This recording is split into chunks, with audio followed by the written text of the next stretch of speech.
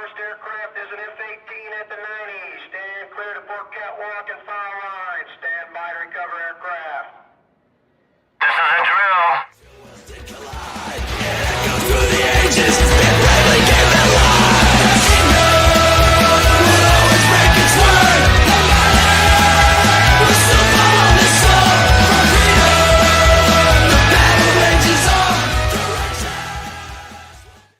Welcome, everybody, to the Battle Rhythm Podcast. I am Caesar. I am glad to be back here at the Podcast on Main in Split Window Studios in Denison, downtown Denison, Texas. And I'm just excited the fact that you are joining me tonight on a Tuesday night. I know it's probably a weird night of the day, right? I don't know. I don't know why I picked Tuesday night, so I apologize to those that don't want to do Tuesday night. But Tuesday night's probably the best night for me to do it because I don't know. It's like I only have a 4-day week, so it's it's for work. So it's actually pretty cool the fact that I can definitely work 4 days a week for 4 10s, and I have every Friday off. So that's pretty awesome. So a couple of things that I need to put out first. The April 26th, let me look at my calendar real quick. April 26th here in the local Texoma area, there will be a Cancer Sucks event. It's going to be held at the VFW Post 2772. We're going to be it's going to be held by Brothers Forever. What we're going to end up doing is they're going to do a lot of different silent auctions, different things that they have. And it's going to be on April 26th, 2025. The registration starts at 9 a.m. It's going to be a poker run. And the kickstan's up at 10:30. So it's going to be again at the VFW Post 2772. And we're going to be having a lot of fun that day. I think they're $10 per hand and $5 for a burn card. So it should be a lot of fun for everybody to be there. And so we're going to be auctioning out some live auction from 3 to 5, and then there's going to be a silent auction between 2 and 5. So that's going to be super cool. But before we get started, I want to kind of preface this story. Because it kind of hits home for a lot of us, meaning that there is a lot of veterans that are VA rated that have less than 100%, meaning they have like 60, 70 or whatever. But there is an incentive, not incentive, there's a thing called the IU, individual unemployability. What that means is that service member will be able to get a rate of 100%. 100% up to 100%, right? Like they're 100%, but actually being 70% or 60%, and then that IU will take them to 60 or 100%. So it'll cover the rest of the way. And with that, it means that the service member won't be able to actually work at all, right? So it's individual unemployability. So a lot of us veterans have that. There's also a lot of veterans that have the 100% without having IU. Therefore, they're able to work and they're able to do a lot of things. So with that, I want to make sure that everybody understands what that means. It means that you shouldn't work. At least that's what it means, right? You shouldn't work, but you should be able to volunteer. Because I know for me, that if I'm sit at my house for a long period of time, not doing anything, it definitely makes you go stir crazy, right? It definitely does. You don't want to do anything. You want to make sure that you are not going down a path that could be devastating to you. So it's hard to even, for a lot of people to actually even talk about because they don't want to share a lot of the things. They don't want to share things that they're going through, and a lot of us are prideful. We don't want to go ahead and say, oh, we're going to do this or we're going to do that. I'm not doing well, and thinking that we're going to be okay, which we're not. Unfortunately, that is not a good way to do it. That's not a good way to handle it. Therefore, we need to make sure that we're 100% with one another, right? So before I introduce my guest for the day, I want to read you guys a little something about this story that this is going on, because it's very important at the fact that we need to understand what it is. So my guest tonight, her name is Erin Harrell. She is the co-founder of Veterans Club Inc. And she's also the wife to Jeremy Harrell. He's a disabled US Army combat veteran and is currently incarcerated due to a conviction related to a volunteer activities and VA benefits. This case highlighted the complexities veterans may face when navigating post-service benefits and legal challenges. And it underscores the importance of clear communication and guidance needed from the VA for veterans regarding their benefits and post-service activities. Furthermore, it also highlights the need for increased support systems to assist veterans in navigating potential legal and administrative challenges. And the Veterans Club is a nonprofit dedicated to providing connection, healing, recovery, housing assistance, and vocational training to veterans and first responders. Erin also serves as a clinical therapist in addiction recovery, specializing in individual and group therapies, mental health assessments, and interprofessional collaboration to ensure high quality patient care. Erin is a woman of strong Christian faith. She's deeply committed to serving others through both her professional and volunteer work. She also believes in the power of faith, healing, and community to restore hope, purpose in the lives of those struggling with trauma, addiction, and transition. And her passion extends for advocating for the justice impacted and individuals in recovery, ensuring that they receive the support, resources, and second chances they need to rebuild their lives. So without further ado, I would like to introduce to you our interview of the week.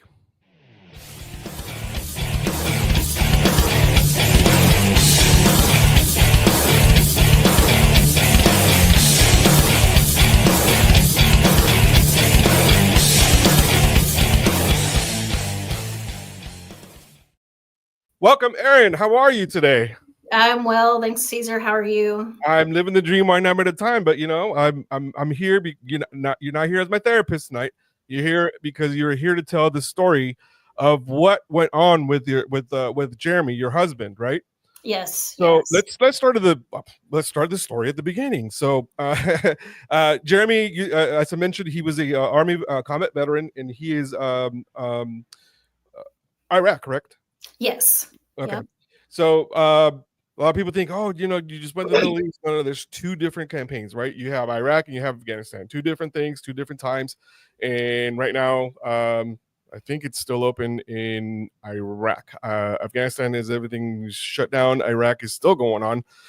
Contrary to popular belief, we are still in different areas close to Iraq, although we are not technically or officially in Iraq, but things happen. So, Erin, in the last, I want to say the last year, you've been in a living hell, correct? That's pretty accurate. Yeah, it has been really tough since I would say specifically the end of October of 23. So that's how long it's been going on. So when did you guys start? First of all, let's back up a little bit. So when did Jeremy get rated 100% or IU? When did that start? So we'll back up a little bit, give people kind of a foundation to the story. So Jeremy was in the initial invasion in Iraq, served 15 months over there. And that's his story to tell. So I definitely would defer any of that to him. Right. He came home, and again, I think a lot of what the folks listening here tonight would attest to that transition is really hard. I mean, really, he wanted to go back. They didn't want him to go back. Ultimately, he was put off for his injuries. He, again, as most folks that are here, that they're listening, their veterans may know that getting your rating is sometimes kind of a stair step. And so it's almost impossible, they make it impossible for you to even get that. Even for those that, are, 10%, like usually you come out of 10% right off the bat because you have, tinnitus. That's right. Literally the first one you get. Hey, congratulations, you got tinnitus. Right. Which can be a living hell. So it's, horrible thing to deal with. Right. But he did come home. He did try to go to work as he transitioned out. He kept getting fired from jobs, and he was working in a business where his boss was a Marine, is a Marine, and he brought him into the office and he said, you know, something's going on with you, and I'm going to be firing you today, and I need you to go to the VA. That's really the short version of it. Again, mostly his story, but that was kind of what launched him into going to the VA, getting assessment after assessment, getting engaged in therapy. I think it kind of started off as maybe there was a 30% rating that he got initially. The more treatment that he got, it did get raised to 70% for PTSD. He was working at the time with an American Legion, I believe it was American Legion service officer that was assisting him with his benefits, right? With applying for his benefits. Right. And when he got the 70%, the VA added on the individual unemployability as well as permanent and total. And I believe that kind of came to a head into 2016. So that kind of gets us up to 2016. So he's 70% off the 70% for that, and then he got permanent and total on top of that. Yeah. With the IU. Yes. Okay. All right. So I'm trying to understand, because sometimes you don't get that total and permanent a lot of the time. So right. you only have the IU, but you don't get the total and permanent. So it's weird. It's a weird rating, right? Yeah. I never heard of that, to be honest with you. I never really heard of that. So it's go a weird on. Combination. And so when he got that, this veteran at the American Legion was like, man, you got that 100%, like, don't worry about filing all the other things, yada yada. Well, you're talking to a young man, right, who's been put off work. He had a heart for service. He thought he would stay in the military till he retired. He's going through all of this, really he was going through crisis because he was realizing that he had a brain injury, realizing he had post-traumatic stress. And so he was relying on the American Legion guy for advice. That's what he does, right? He helps veterans with their claims. And so he left it at that. And the VA told him, you are permanent and total. You will never have another CMP. Go and live your life. Oh, man. That's what they told him. And so for several years after that, he was very depressed. Just speaking to what you were talking about in the intro, Caesar, I mean, he was in the basement and he didn't come out for years. Really? I mean, it was probably from between, I would say, about 2014 to about 2017. So how long have you guys been married? Well, we've been married since 2017. 17. Okay. So you saw how he was from the beginning, right? So we weren't together when he was in service, but we were together, kind of during that time where he was really just isolated in the basement a lot. We'd met through a mutual friend. Right. And so, so just kind of saw that, just very kind of to himself, isolated.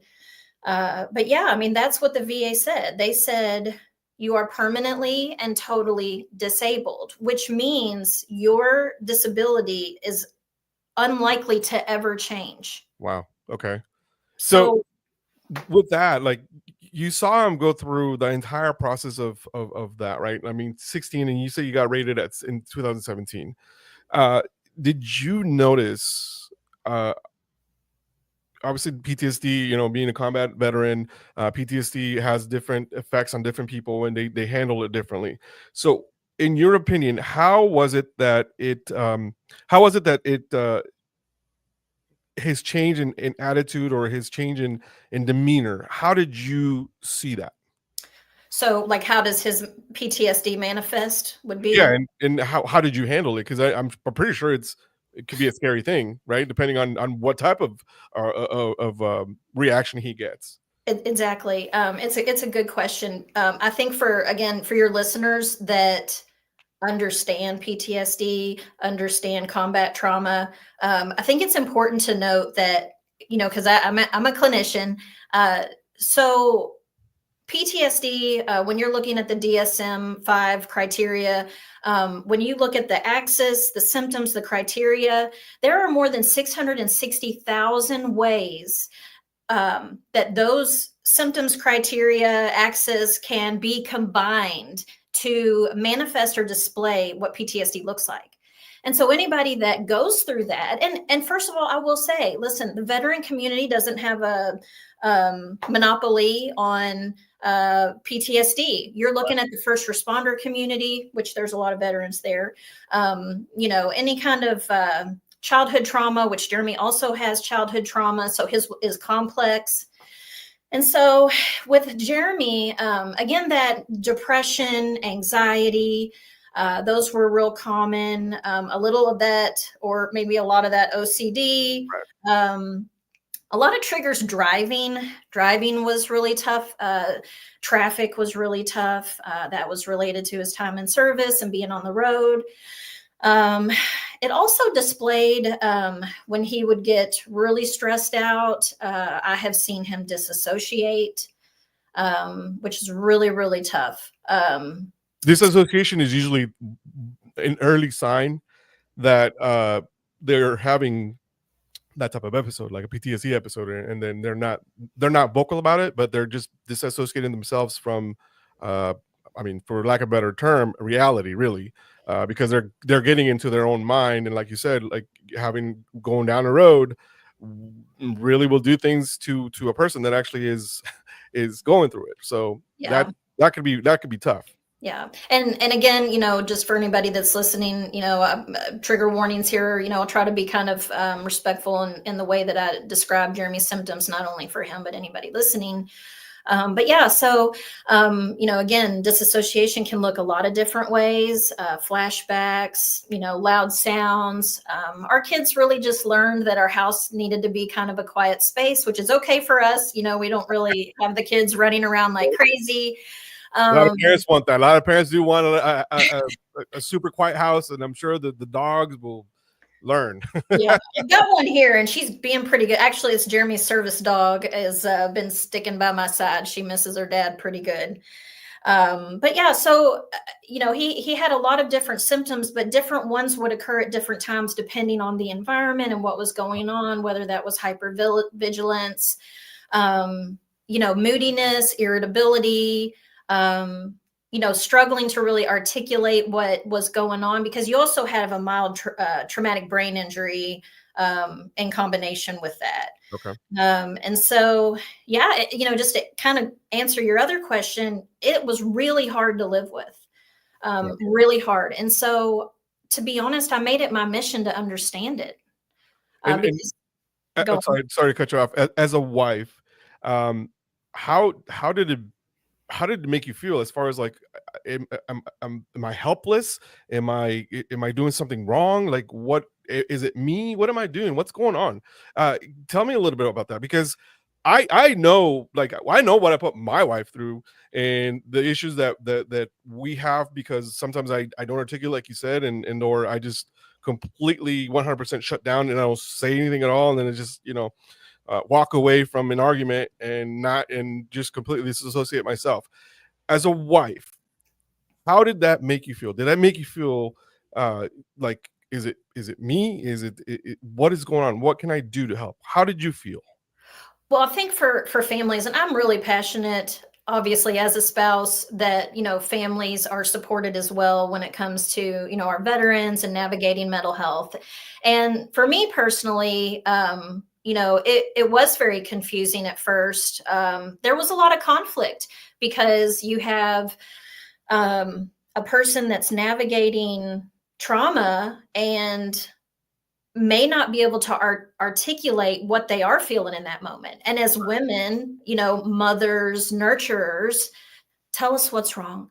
How can we help you? What can I do? Can I, and then that could maybe even aggravate, right? Because sometimes it's like, I just need some downtime. My brain needs to reboot. Or, for some folks, it could end up, I work in substance abuse, so it could manifest its way in that.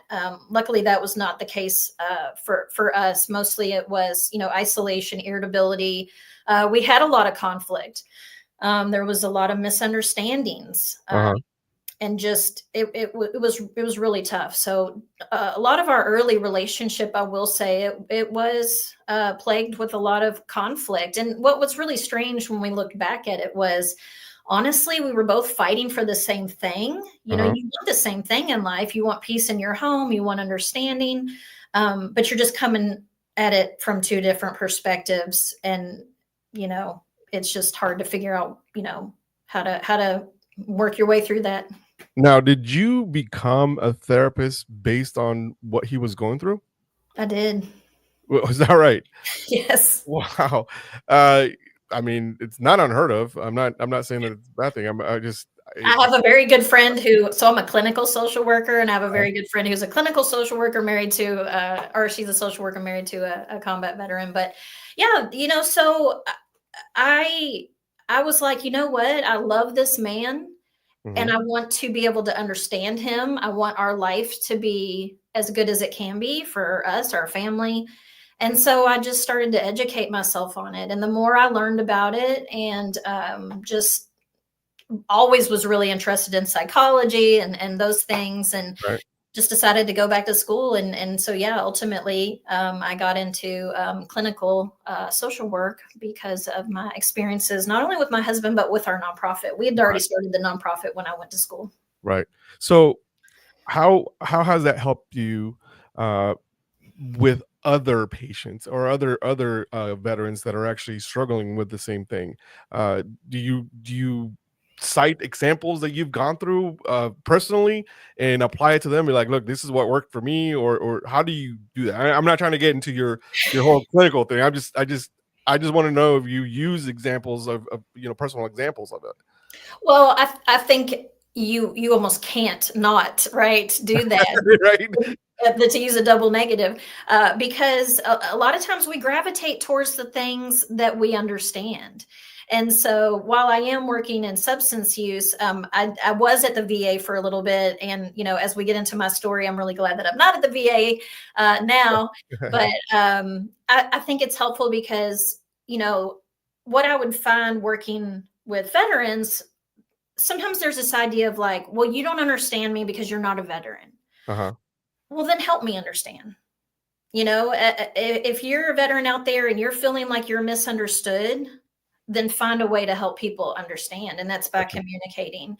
And so I think that, anytime you have an ally, I mean, they're on your team. I mean, you could still be a veteran here and a veteran there, and you're still going to have some different experiences. So, but I think that connection did help build the rapport. So when you talk about, like, from a clinical perspective, building trust and rapport to know, like, hey, this person kind of knows what I'm going through or knows what my wife goes through. And so, that's going to be helpful. And it made it helpful for me to be able to, kind of work with families as well and say, I get it. I get it. Now, as a clinician, it's not about you. So, you just find appropriate places to disclose your own personal kind of experiences. And usually it's pretty surface level because I don't want to turn the conversation away from the, veteran or client. Right. So getting back to the story, to the issue really at hand that we were trying to get through. When all this happened, you said it was 2022-ish, right? So the indictment came in October of 23. October 23. So did they immediately apprehend him and took him in, or was there a period of time where he actually had to surrender himself? So thank God he was not remanded. I will say through this, to this day, he has never once in his entire life been arrested, ever. That's Sitting in prison. Surrendered himself, and which is probably what you want to do anyway, because that means that he has good character. There's nothing to it, right? Yes. So you started the foundation and the Veterans Club. Mhm. And how much time was he devoting to this? Obviously, you guys started it, so you devoted most of your time to it, right? Yeah. So I'll give you a little backstory on just how that came to fruition. So, we kind of were navigating, right, this dark time. And finally we're just like, this is not life, sitting in the basement with all the medicine that the VA throws at you, gaining a ton of weight, being really depressed, having conflict in your marriage. This is no life, right? No life. So he started to look outside the VA for other programs. And so he went to Wounded Warrior, and he went to Lone Survivor. The name has changed now to, I think, Red Wing. He just found different. He went to Mighty Oaks. He just went to different veteran retreat to just find a different outlet, a different way to approach this, PTSD that he was dealing with. Right. So he went out to one called Warhorse for Veterans. It's in Kansas. And I grew up with horses, and we're in Kentucky. And I know everybody may think we have a horse here. Not everybody does, but I did have a horse most of my life. And I loved horses. And so when he got this call, like, hey, we have a cancellation. You want to come out here? And I was like, you go out there, you do that. And when he came back, it was just really incredible how the horses had really, changed just how he felt on the inside. And so long story short, we were like, Megyn Kelly did an interview with War Horses. They did an interview with Jeremy, and they're like, and Jeremy's going to start this in his home state of Kentucky. And he was like, am I? Like, what? And so we're just looking at each other like, well, she just told like all these people. I don't know how many people watched the Megyn Kelly show on the Today Show back then, but it was a lot. This was 2017. Yeah. And I, being in the horse industry, didn't have horses at the time, but knew people that did. My friend, her husband's a Marine, they have horses. So we were like, hey, we have this idea. You want to do it? So that kind of launched us. We started a Facebook page. Yeah. Initially just thought a few people would get together like at Cracker Barrel, come out, brush some horses. Like we were just looking for that connection. Jeremy was looking for the connection, the camaraderie that he had in the military, because he really identified that a lot of his depression and that isolation was really having a negative impact on him. And he wanted to be around his brothers and sisters that understood him.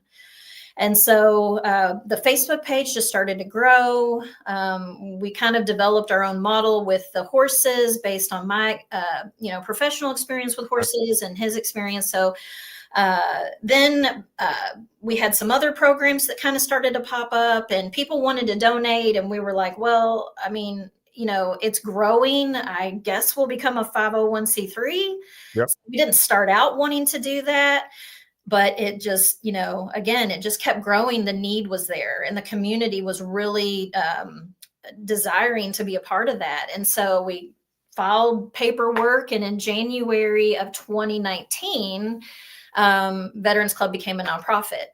Through that, we've had volunteers. It's been Jeremy and I, and several other veterans and their family members in the community. There's a board of directors, and so it became. I think this is where it gets kind of confusing for people, and confusing for this case when we kind of get there. Mm-hmm. It was a lifestyle for Jeremy to try to unmesh the quote unquote volunteerism, right, with being in community with his brothers and sisters, being with the horses, having coffee, talking to a veteran that's just in a really dark place. That had just become a lifestyle for him. And so one of the things in this case that the government argued was that he was volunteering 60 hours a week. Right. Where that number came from was we had an accountant that was donating his time to do the tax documents. We'd never had a nonprofit.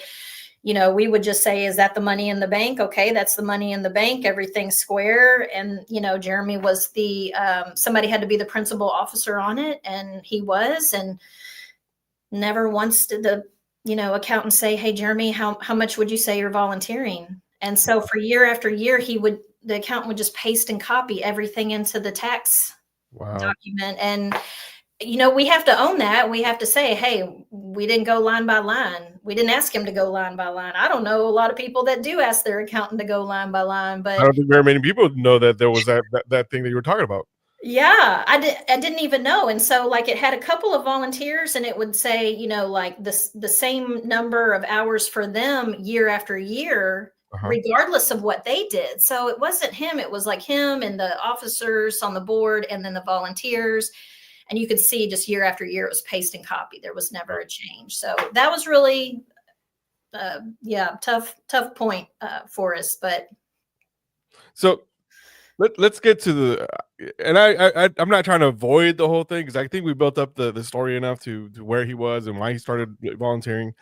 But let's get to the point of the trial and what led up to that. Because the story that I've read and I've heard, and the one that you told me, because we did have a previous conversation regarding the whole thing, but I want to make sure that everybody understands how severe this situation is, and the reason why is because we now have to be very, very, very, very careful, especially if you are a veteran with 100% via IU, permanent and total, which I didn't even know that was a thing. But we have to be very careful as to what it is. So, how did you guys find out that he was actually even being investigated, or what led to that point? Technically, I mean, we didn't know he was being investigated. Now he had a CMP requested in September of 22. And he was wondering, why am I getting a CMP? Like, you told me that means that you shouldn't get any more after that. Yeah. No more exams, nothing else. That's you don't get anything. That's it. You don't get anything. That's supposed to be the last one. Listen, you're dealing with a community of people that are, pretty security minded, maybe sometimes a little paranoid. I'm just saying. Asking questions, smart questions, right? And he was like, why am I getting a CMP? And he couldn't really understand it. And then when he went to the CMP, so again, this is September of 2022. And he noticed right away that, and again, I think, it's a gift that veterans are going to have. They're picking up on people's demeanors, their energy. You're trained to kind of look out for what people are, not saying. And this psychologist was really anxious. She was very uncomfortable. It made him very uncomfortable. And number one, he's uncomfortable because he's like, I don't know why I'm getting a CMP, and nobody would tell him anything. He would call and say, I thought, that I mean, they never said I would have one. I don't know what's happening. And he's like, okay, I'll go. So most CMPs are usually, roughly an hour. It kind of depends. Some people have gone to contractors and they've been like 15 minutes, something weird. But generally a solid CMP might last you about an hour. Right. 4 hours later. What? I was waiting. Was this a psych CMP? Yes, it was a psychologist, Dr. Sophia Marzano at the Louisville VA. And I went with him because he was, really anxious. And, we didn't know what was going on. We thought it was really weird. And we ended up meeting because we don't live in Louisville. And I was actually going to school, I think, that day. And so I was like, hey, I'll meet you. We'll drive together. And so 4 hours later, and I'm sitting there like, what is happening right now? Why is this taking so long? He told me it would only take an hour.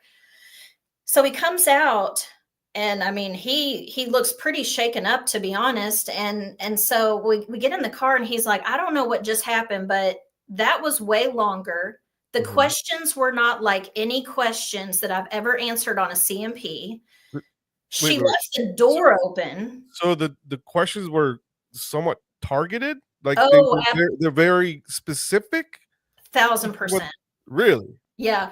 So she asked him things like, "Are you part of any veterans club?" Okay. And he's like, "Yes." But listen, this is not a CMP exam. She left the door open. So that was also kind of, he was like, I don't understand why the door was cracked Okay. So you're my therapist right now, open. and the door behind me, you pretend you're in the same room, and you left this door open, like so anybody can hear. Okay. I Well, was like, wait a minute. no, I mean, someone can hear through a door that's, open a few inches. And Correct. at one point, she got up and went to the door. There was a man at the door. And now where he was sitting, he couldn't see who the man was, but because the way she was kind of, you can tell it was a man at the door. And then she comes back in and, and so he was like, he'd had 3 CMP exams in, his journey of, Right. VA benefits. So he felt like he had a pretty good handle on like what a CMP looks like, or should seem like. And so when he came out, he was like, I don't know what that was, but it was not a CMP exam. Okay. So I'm trying to wrap my head around the whole thing, because I've been to doctors. I mean, even a medical doctor will close the door behind them, right? I mean, that's HIPAA, first of all, because anybody can be walking in, and it's HIPAA violation. mhm. So now we got a HIPAA violation. Okay, go on. And so he just was really shaken up by it, because he was like, she was really nervous. These were not CMP questions. Like he just didn't know what was going on. So one of our advisors for Veterans Club is a VA disability attorney. Mhm. And so, Jeremy was like, I'm going to call him. I don't know what's happening, so we knew something was happening, but we didn't know exactly what was happening. So that was September of 22. Right. Then he heard nothing else. So no Nothing. decision, no rating, nothing. Nothing was going on. And we're Okay. like, I don't know, maybe the government's doing something different, because they do that, right? I mean, I don't know. Didn't hear anything. Well, then fast forward to October of 23. Jeremy actually spent 2 weeks at Emory University in the TBI PTSD intensive program. So for 2 weeks, he was getting treatment at Emory University, Right. world-renowned program, right, for PTSD and TBI. He comes home on a Friday. On Monday, he goes to Veterans Club. So we have like a headquarters. It's kind of built out like a house. Like the idea is for veterans to be able to come in, hang out, get coffee, whatever. So he goes because we do have a director of operations. Mhm. And so he was just going to check in, see how things have been the last couple of weeks, and also it's his, one of his best friends. So they were going to, have coffee and connect. Right. And these 2 guys walk in, and that's not uncommon. This headquarters is in Louisville. Veterans walk in all the time. And they just, had a ball cap on, sweatshirts, like just looked like Like a regular dude. veterans. And they asked if they could talk to Jeremy. And he's like, sure. Because that happens a lot too. I mean, he just is always just trying to be in community with veterans, right? Mhm. So they go to this, private office over on the side, out of the living room space. And they start asking him a bunch of questions. And he's like, who are you all? Like, I don't know what's going on here. And they finally never introduced themselves initially, did not say it was the VA OIG. Mhm. He did not disclose who he was before he was asking Jeremy questions. VA. He handed Jeremy a piece of paper that said the United States of America versus Jeremy Harrell. So basically served him at Yeah. that right then and there. Was never interviewed, for the investigation. Huh. Didn't know that was what was going on. I mean, it's one thing to get a CMP, maybe there's some VA policy change, like I don't know. But to be investigated by the OIG, and not know it. And so, I mean, he was gutted. I mean, this was the country that he went to war for, that he sacrificed for, that he had given his mental health to, a lot of his physical health, his lungs, some, burn pits. He's got COPD now. I mean, and then had come home and decided sitting in the basement was not the answer. And so getting out in his community and trying to be in community with his brothers and sisters and to somehow still serve, right? And so he was just I mean, we were gutted. I mean, the floor just dropped out. It was horrible. I'm sure. I mean, think about this. I don't know if anybody else, when you get a ticket and you serve that ticket, I mean, I can only imagine, the intensity of how he felt at that point in time. And I don't wish on anybody, obviously, because you're going up against the government. Nobody ever sues the government. Listen, right? You're not going to win with the government. You aren't going to win with the government, and when the government gets you in their crosshairs, they're going to do what they're going to do, and they're going to get what they want. And so, as soon as he realized what was happening, he was like, "This is done. I think you all need to leave, and I guess I need to get an attorney." Like, oh, we didn't even know. I mean, the only indictments, we really had been hearing about was Donald Trump's indictments, right? I mean, we have no legal foundation. Neither of us have ever navigated a legal issue ever. Right. Except for divorce, because we're a blended family. So, but that's a lot different. Right. So, so that's where it launched, and that happened the very end of October. And so, the indictment, though, just to be clear for everybody, was theft of government funds because of the IU, and he was. This is going back to all the tax papers that you received, right? The 60 hours, is that correct? Well, we would eventually come to find out that was what they were going to leverage. Now, I did want to make something clear that we did learn during the trial. That when you are on IU, you actually can earn some wages, very much like Social Security. Okay, so let's pause here. So you can earn up to a certain amount, correct? So you have to be under the threshold, right? And what is that threshold? Just like Social Security, the poverty level. But Jeremy never earned a dime. So this kind of takes us back to how it started. Right. So how did this start? Like, why did they start looking at Jeremy? What's the problem here? Because he wasn't earning money. Right. He was volunteering when he could.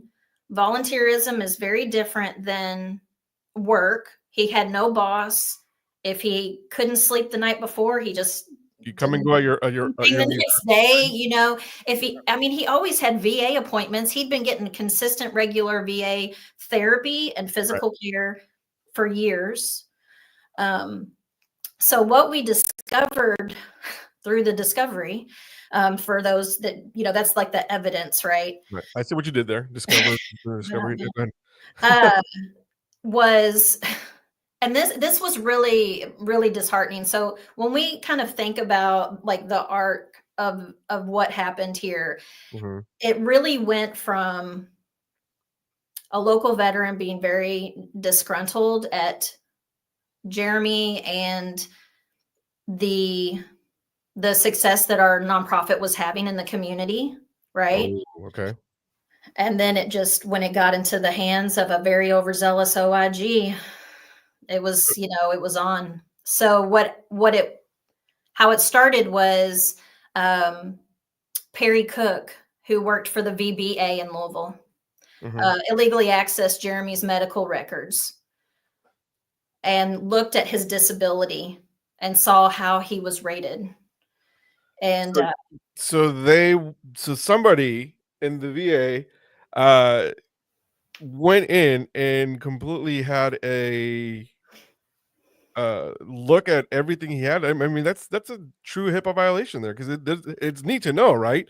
He was not a doctor. He was not his doctor. He was not his primary care provider, correct? Nope. In fact, So, you think about, this is somebody who works for the benefits side, right? So those of us that are really like, we know that there's the VA, but really there's the VBA and then the VHA, right? So there's the benefits side and the health side. Right. Well, so Perry, he's an Army veteran, has a little nonprofit in Louisville, right? Calls himself pastor. And Sorry, that triggers me when you say the pastor. yeah, and so, Jeremy's never met Perry. Never met him. Now, they did communicate a little bit through Messenger as Veterans Club became, as it started just gaining traction and, started growing, and there were events. And Perry wanted to post, we have a private Facebook page, and Perry wanted to post some like advertising stuff, but the page is private. It's a private group. It's there to support veterans, not to like become very much like advertisement, right? So there's some rules with it. And we just didn't allow the advertisements, to be in that group. And you could see where Perry was getting really pissed off that he couldn't post what he wanted. And it's so petty, it's just real petty. And so then, like in about 2020, we started hearing about this guy like talking crap about Jeremy in the veteran community. Because, wherever you live, like it's a small community. All the veterans know everybody. Right. And so we just kind of started hearing him talk crap. And we're just like, what's this guy? Whatever. People talk. Still to this day, Jeremy has never once met this man. But in October of 2021, Perry, I believe, had just left the VBA for whatever reason. He called the OIG. He told the OIG that Jeremy has IU and that Jeremy is stealing money from Veterans Club. Wow. Okay. And you don't know this person, right? You just never met him before? Nothing? Never met him. And what is really strange is that, so they meaning, the DOJ, the feds, had a forensic accountant go through, and this was before we even knew we were being investigated or that there was an investigation, had a forensic accountant go through our personal finances and the nonprofit finances and determined no money had been out of place. I've never been paid. I've never accepted payment. Jeremy's never accepted payment.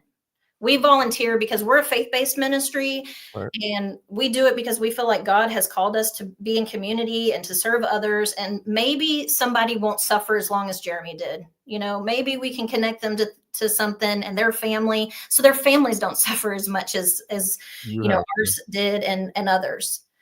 And so, my question is though, why, when this OIG found out that we weren't, Jeremy wasn't stealing money, I mean, why did he continue to look at Jeremy for 2 years before there was an indictment? So he kept building a case, right? I mean, that's basically what it is. I mean, I would say that it was less of a case than it was, kind of just a targeted, subjective attack, honestly. Because if Jeremy was doing something so wrong, like he would have been able to do something a lot quicker, in my opinion. What do I know?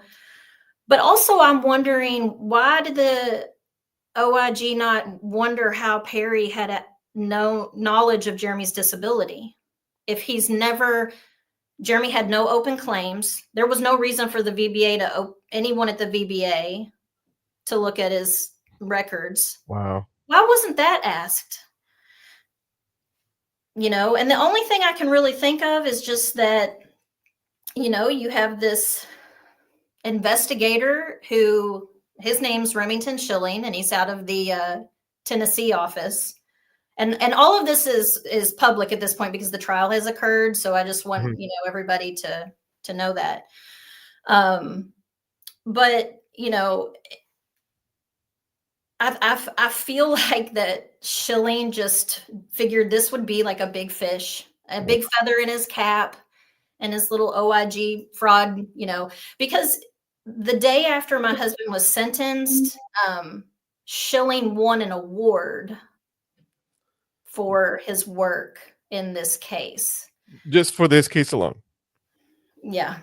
Oh my gosh. Okay. So, I mean, and the case, I mean, it was wrought with like gross ethical violations. It just lacked integrity. It lacked, investigative process. It was just, but here's what happened. I think what people may not understand when you get into a relationship with the feds, right? Mm-hmm. Yeah. They have unlimited resources, right?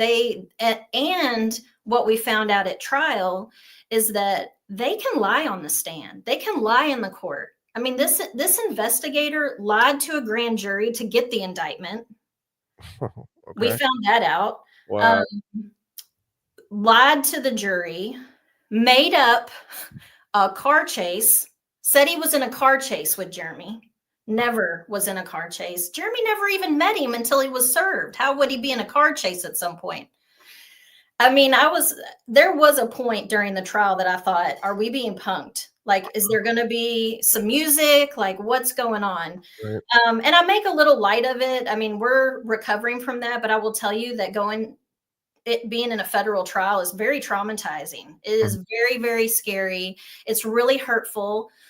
They read all of his personal, when we talk about HIPAA. Yeah.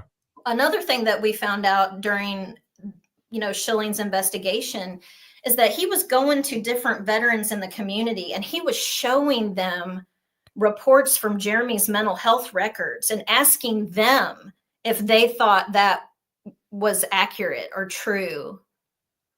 Oh my gosh. And I'm like, okay, these are not psychologists and they're not privy to his private mental health records. Why? What is the point here? Did his therapist, did anybody actually testify in this at all? Well, they blocked his witnesses. So he did not get to have his therapist testify. We actually had a VBA employee who was willing to testify on his behalf. They would not let that person testify. What? So it was just very skewed. And, again, to kind of go back and let folks understand about the IU, the permanent total and the IU. Again, it is a very odd combination, but Jeremy didn't go around talking about it. So it wasn't really anything that, we were like, oh, well, you have IU, but not PNT, or you have, I mean, it just, you didn't really talk about that. He wanted to move forward in life and not, talk about his private, benefit situation. I mean, I think people pretty much knew he was rated for PTSD. He was very open about post-traumatic stress. But in order for you to not qualify for IU any longer, right? Yeah. So there are people who have had IU and then maybe their benefits change, right? Maybe their benefits decrease. Yeah. So in order to no longer qualify for IU, you have to have a change of condition, or you have to have gained substantial gainful employment. Okay. Jeremy had neither. He only in the last 4 years, and now he's been getting care at the VA since easily 2013. Okay. Just in the last 4 years alone, and this is in his medical records, which I won't share here, but they were shared during the trial. 51, more than 50 providers saw him. Yeah, saw him and said that his rating is where it should be. These are the people who are seeing him. This included his own therapist at the VA, who is now the chief of mental health. He wrote a letter stating, I have been Jeremy's therapist for years. He is rated where he needs to be. He affirmed that. They said that the investigator, who I will remind everyone is not a psychologist, is not a clinical social worker, is not a mental health therapist, is not any kind of provider of any mental or physical health. He's an investigator. He said that his investigation was more persuasive than Jeremy's own psychologist's letter. Mm. Wow. So you just, you know, again, he didn't intentionally defraud the government, because he would have had to have known that his condition changed, Right. or would have gotten employment and didn't tell them. But none of that happened. He can't diagnose himself. Correct. I mean, we don't know. We're not trained for that. I mean, Now, we don't even know that we have something wrong with us. You know what I mean? We don't know that at all. Like sometimes we're like, what are you talking about? This is what I and do. so when we talk about psychologists, the only psychologist that had a different opinion was the one that he saw for the, quote unquote CMP. Mhm. When she got on the stand and testified, she testified that she was intimidated and influenced by the investigator. She was biased when she did his exam, Wow. and that several months after she completed her CMP, the investigator came back and had her write an addendum that said that Jeremy had no limitations. This is in the transcript of the trial. Wow. And so I think people might be asking how, number one, I'll say, if you go to trial, you have to know that in the federal court system, the feds have a 99% conviction rate. You have a 1% chance of winning your trial. Wow. They tried to get Jeremy to plea, because they do. And that's how they get all these convictions, is they scare you to death. They wear you down. They say, if you go to trial, the outcome will be worse. So just plea. And he's like, I will not plea. I did not intentionally defraud the government. Your providers have continued to affirm that my disability is where you all rated it. If you think it's different, why not go to an administrative route? And by that, okay, so let's break it down here for the administrative route. So what do you mean by administrative route? Because obviously you've been versed in this a lot longer than we have, and I had never heard of what that means. I didn't even know, like I said, I didn't even know that you could be 100% IU, 70% IU permanent and total, and then getting that. I didn't even know that was a thing. So what is going the administrative route? So the VA has policy that allows them to say, I think you're better. So let's do an exam. And then what they do is they'll do another exam. And I think they have to be 6 months. So there's a time frame that the exams have to take place, so that they can measure it, right? Once that occurs, if you assess that you've improved, right? So maybe your symptoms aren't as bad. It could even be physical stuff, like maybe your physical stuff is better. Then the VBA will send you a letter that says, we're proposing to decrease your benefits because, we think you're better. Now, once that occurs, now you could appeal it. The VA has processes within their own system where you could appeal a decision. So you could appeal that. So say you appeal it, say they're like, no, our decision stands. Then what they do is they give you 2 months from the date of their final decision before they decrease your benefits. So for Jeremy, they could have said, hey, we think you're getting better. You seem to be better. So we've done our process. We've done these exams. We've made the proposal. Then we've had our final decision. We're going to change you from the 100% that you were because of the IU, P&T. Right. We're going to bring it back down to 70. Fair enough. Praise Jesus that he's better, right? Go that route. Then they give you 2 months to get your finances in order before they actually remove it. Yeah.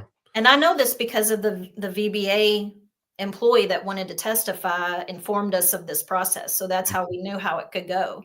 But they did not want that to be, they didn't want the jury to hear that. So that's my thing is, why give Jeremy a felony? Why put him through all of this? Why? There's so many whys. And the only thing that, I really can come up with is, we had some folks that were, that the investigator kept trying to interview, and they kept saying, no. Because, you can say no to an investigator. It's not until you get subpoenaed, right? Right. To court that you have to speak. And, we had some folks who are like, man, this guy's obsessed. Like, he's obsessed. And just his attitude towards it, his relentlessness.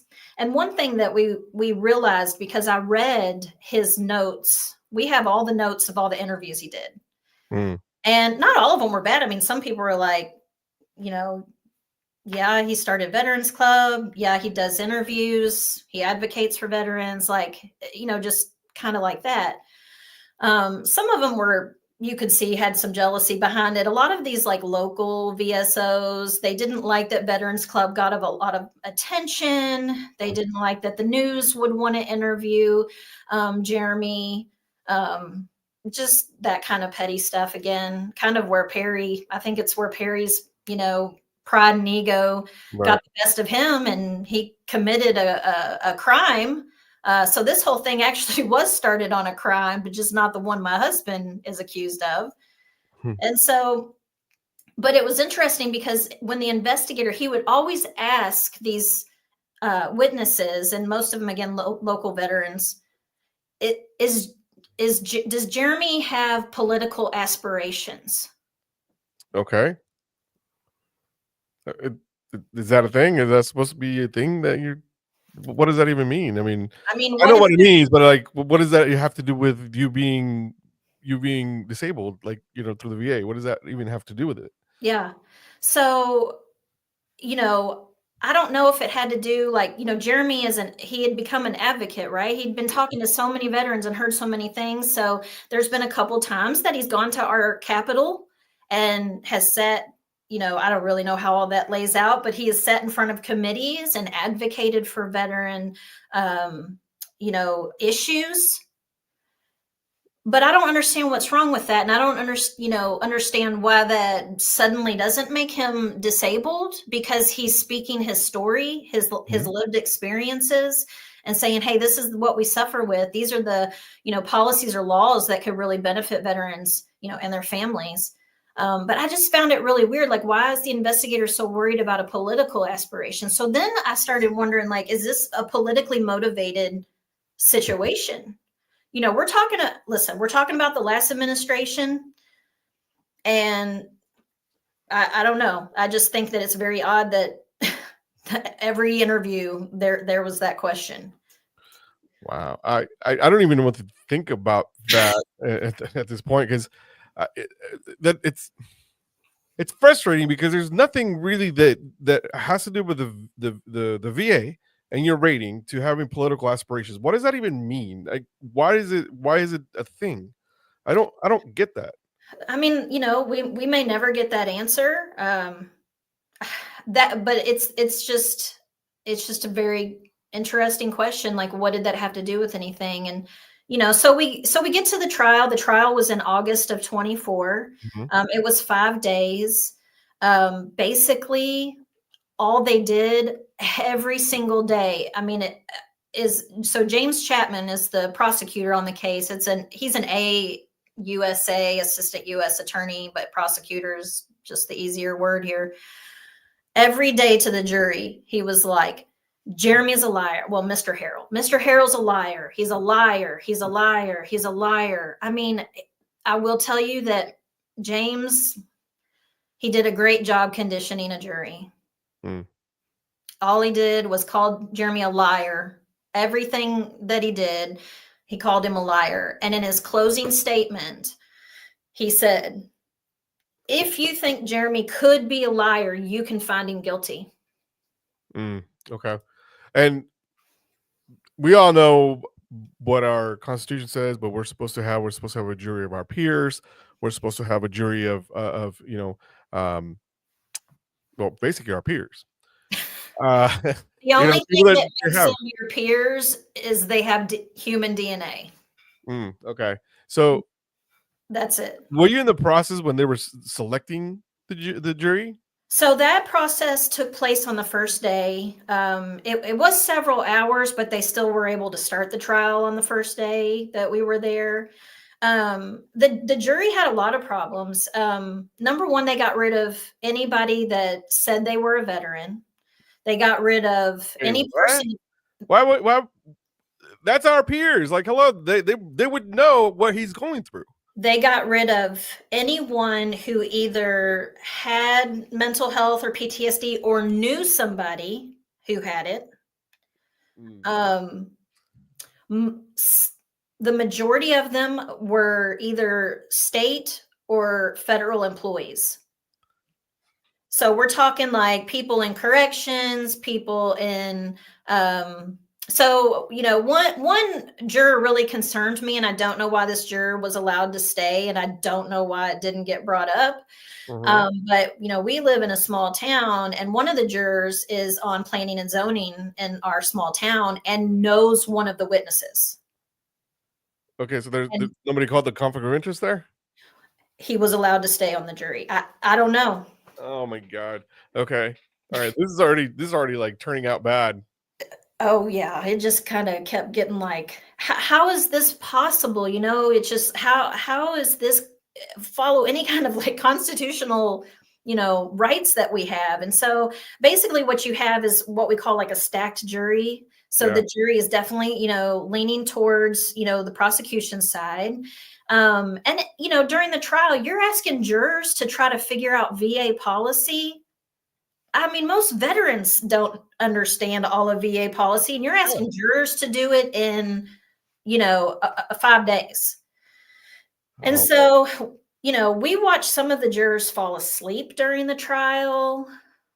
We watched them doodle on their notepads. I saw one of them like played with the zipper on his jacket for a very long time. So I know to them it felt very boring. I mean, this is our life. Like this was so traumatic for us. And yet you could just see them over here like, this is just some lying veterans stealing money. Yeah. And that's just, they let the jury out at 4:30 on a Friday. Worst time you could let a jury out. They were gone for just over an hour, which indicated to us they had time to pick their 4-person. We were standing outside of the courthouse and we saw half of them go out the side and take a smoke break. And when they came back in from the smoke break, they called us back in and they just said guilty. Oh my gosh. Okay. So let's take a quick break because I gotta get some water because this is like, it's intense. I mean, I don't know about you guys out there that are listening, but to be playing with somebody's livelihood in this, and it seems like to me it seems like it's all targeted. Like it was very well planned, very meticulously planned, and to think that that they did this to somebody that pretty much gave it all for his country and was able to come back, yet of course having some difficulties with it, and we're supposed to be taking care of veterans, right? This is what we're supposed to be doing, and that's the really hard part for me to comprehend right now, because to me it just seems like everything was flawed from the beginning, and there was also there was, I don't know, there's just so gross negligence in the entire thing that just starting with a HIPAA violation, that somebody accesses his medical records without even being a part of it, needing to know, being a part of the PCP or a primary care physician or anything like that. I'm just trying to wrap my hand around all this stuff, so I need to take a quick break. But you are listening to the Battle Rhythm podcast on Voice of the People, USA Radio TV and Network, also on BC Digital here locally in Texoma, and also on Patriot Radio, which we are so happy that we have different stations that are streaming our live right now. When we come back, we're going to keep talking to Erin in regards to where the process is now, what's going on, and if there are any updates regarding the case that we have on hand, because again, this is intense. If you guys, we'll put up links for you guys for the different interviews that Jeremy has done, and we'll put those links up when we come back. and we'll put them up at the end of the podcast. We'll have them up in the link. So when you guys stay tuned, when you come back, we're going to take care of the rest of we're going to hear the rest of the story and any of the updates. So you guys stay tuned. We'll be back. Listen to this great story about a Marine that's 97 years old right now. And this guy, one of my favorite people, that he's a Texoma hero. He is a lifetime member of the Texoma Hero here in Sherman and Denison. This guy is for lack of a better term, a legend. So stay tuned. We'll be back. As he approaches his 96th birthday, Jim Hahn still remembers intimate details about his time serving as a Marine in World War II, the Korean War, and the Vietnam War. And he also remembers how it all started. Mother wasn't going to sign. I told her, I said, if you don't sign this, I'll lie about my age. And she signed. He was inspired to enlist when walking down the street at 16 years old. He tells K10 he saw some people messing with a Marine and his girlfriend. They was doing anything they could try to make him mad. He told his girlfriend there to go down and wait for him at the red light at the end of the street there. He turned around and whipped all four of those guys. A year later, he was off to San Diego for basic training. Hahn joined the occupation force in both China and Japan during World War II, which marks the only time in the history of Japan that it has been occupied by a foreign power. A bitter time these days, though. Gunnery Sergeant Hahn holds tight to the sweeter moments. It's going into Japan, there, into town.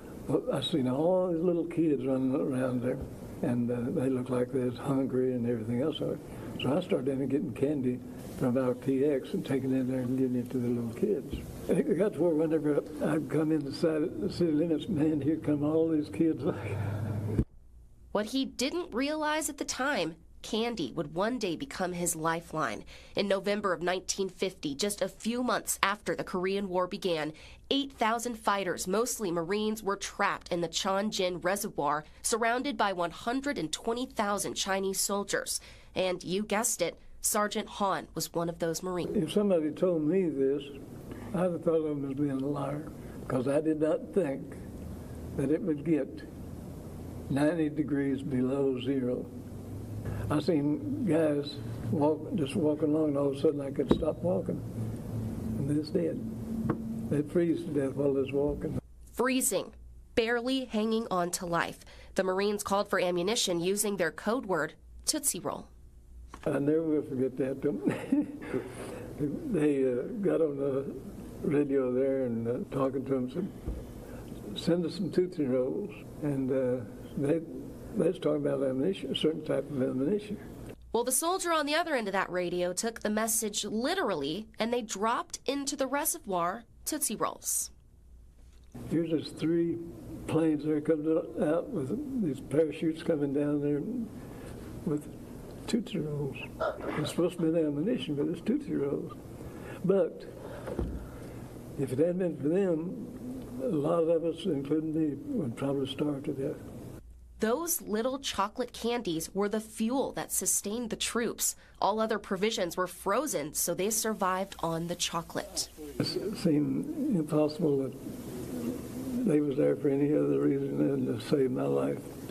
I thank God many times for the fact that I lived through all of it, didn't lose any arms or legs or anything that way.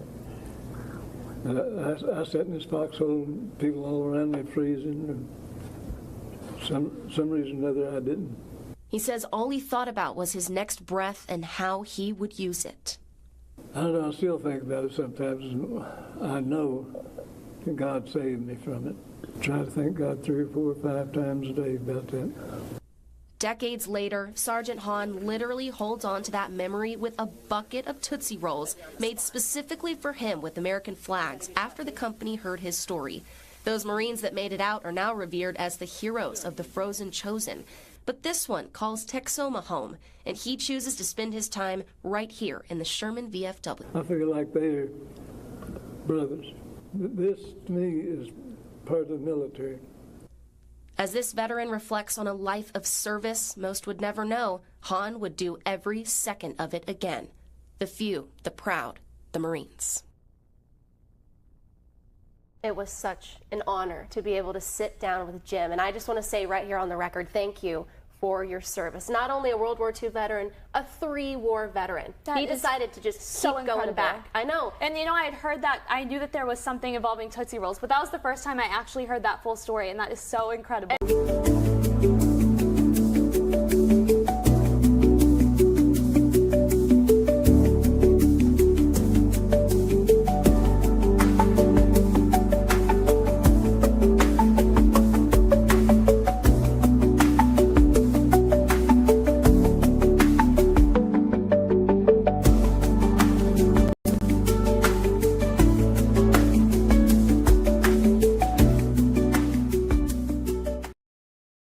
Welcome back to the Battle Rhythm Podcast. I'm Caesar, Erin, and I don't even know what to say about this story. This whole story has just been a roller coaster of emotion for me. So I need to tell you, Erin, that this is my Whiskey Tango Foxtrot moment of the week.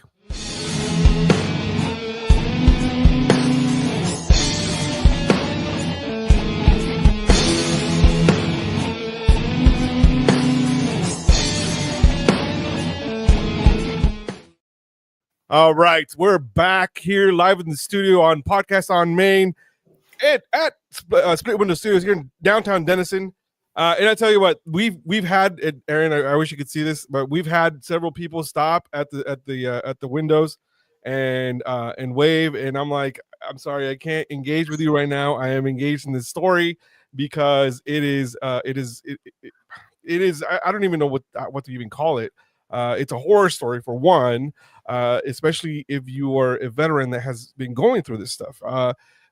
You'd think that you would have security in the fact that you're permanent and total and you have all this, and unless, like you said, if you're in the crosshairs of the government, there's no stopping them. They have so many more resources and stuff like that.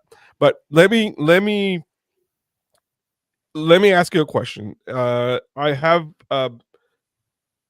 have a source that sent me a question because they know somebody that has been working, and they also have you.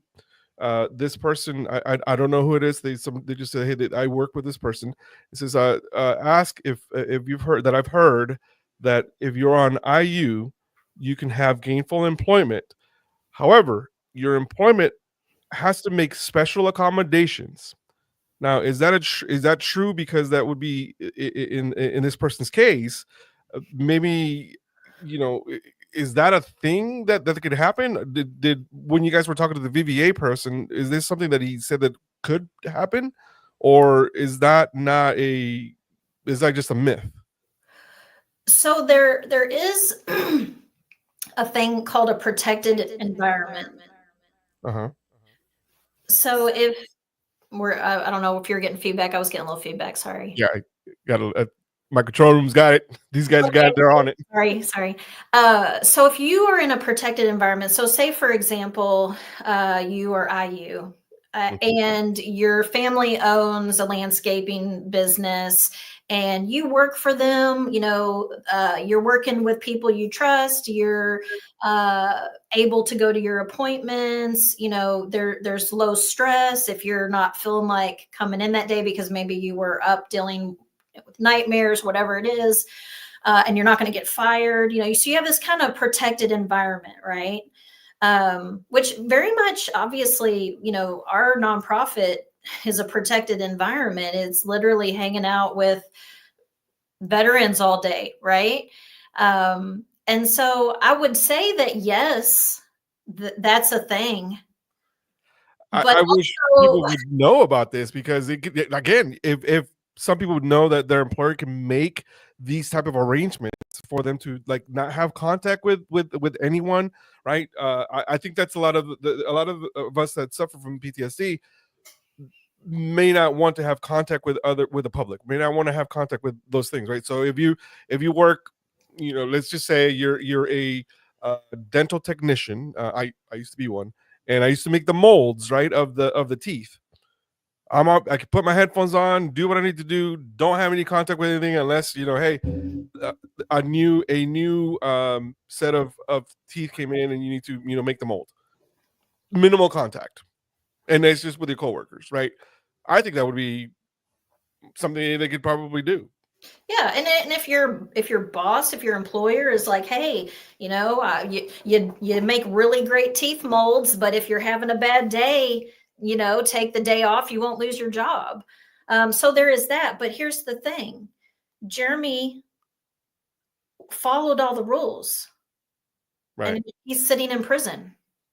So when did he go in? He went in January 28th. And it was self-surrendered, right? So January 28th, and then if I remember correctly, what I read from what you shared is 6 months, right, incarceration, and then it's a year of probation. 6 months incarceration, 6 months home confinement, and then a year of supervised release. So meaning that he's going to be on federal probation or federal. Yeah. Yeah. Yeah, he'll have the same. He should have the same PO that he had pre-trial. So we're grateful. No ankle monitor or anything like that. I mean, probably, but I don't know. Most likely, that seems to be the pathway for it. So, Right. But yeah, I would assume an ankle monitor. Yeah. So he's about a month or 6 weeks in, right? Yeah, about 6 Give or weeks. take. Yeah. Okay. Feels a lot longer.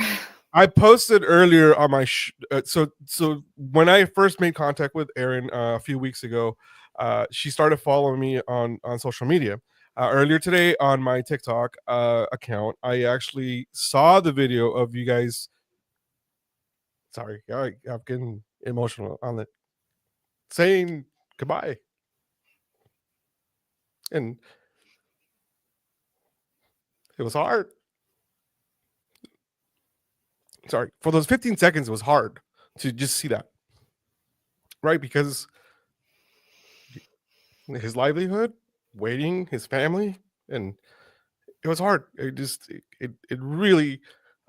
I was taking a little break at work, and it just and it just made me think. I'm like, man, what if that was me? What if I would have to leave my daughter or my wife? I wouldn't even know what to do. So I know I'm getting emotional about this because it's hard. We start talking about one of my brothers. Don't even know him, but that's hard. It's hard for somebody to even fathom. I can't believe that this is even a thing. This is happening, and it just makes me. If we weren't having doubts about our own government at some point, this really makes you have more doubts about the government. That things like this can happen at any point in time. So I'm sure, and I hope that I really hope that I can bring this home for you guys, that it is so important that we get involved in our own legislative process, that we are very knowledgeable of all these rules and regulations that are set forth within those, and that we get involved in these organizations like the VFW, the American Legion, that have people in Congress, legislation to actually help veterans like this, right? Because I'm pretty sure that this is not over. Obviously, right now, Jeremy is sitting in, I wish he was listening to us right now. But he's sitting there. I'm sure he's reliving everything that went on in these last 2 years, including the trial. And we need to be much more cognizant of what we do, how we go into the VA, and how we do things like that. So, not that I'm saying that he has to be an example, but we need to make sure that we see this as an example, because this is the things that we need to avoid as far as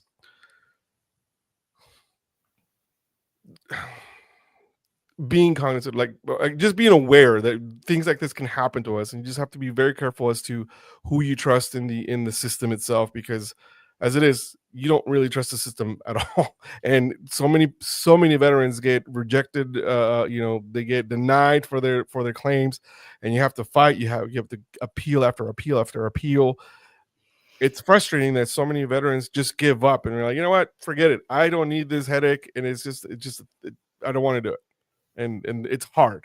So anyway, I know I went on a tangent, and that was just like it was warranted because this whole thing just pissed me off, and not at you. It's just the fact that it's frustrating that something like this could happen to a person that just wants to help other veterans, that wants to volunteer his time, that is giving everything that he has, that he can, because if he can't work, he's given his time to be helping somebody else that's going through a hard time. And that's what volunteerism is about. Like, you go out there not only to feel, to get yourself out there, especially if you've had issues with being around people, being outside.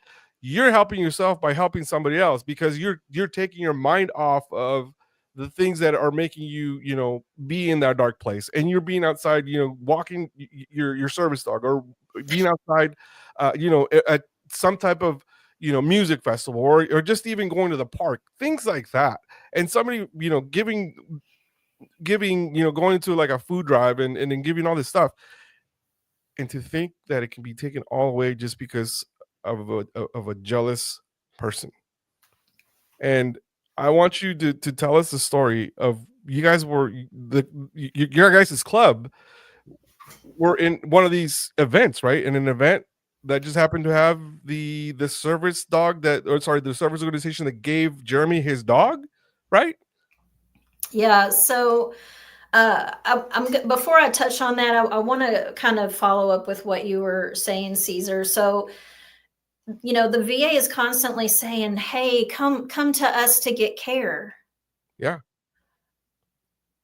But what really breaks my heart, and especially as somebody who's a clinician, I have ethics, right? And so you expect for people, these providers to act ethically. And I'll tell you, we know a lot of folks that work for the VHA and a couple that work for the VBA.